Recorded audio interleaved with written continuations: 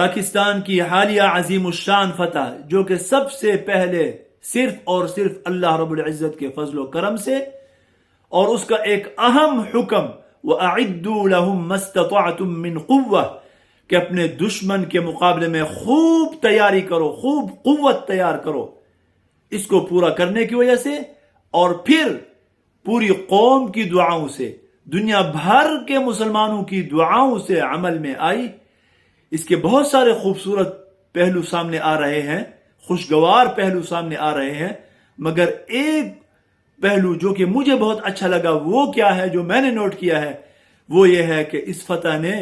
مسلمانوں کے چہروں پر مسکراہٹیں بکھیر دی ہیں۔ خدا کی قسم مسلمانوں کے مغموم دلوں کو خوش کر دیا ہے، مسلمانوں کو ایک نئی امید دلائی ہے۔ ہم یہاں باہر رہتے ہیں، کوئی بنگلہ دیش کا مسلمان،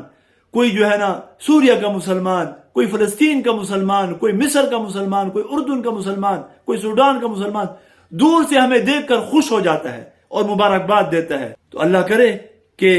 ہم مسلمانوں کی امیدوں کے اوپر پورا اتریں۔ اللہ رب العزت ہماری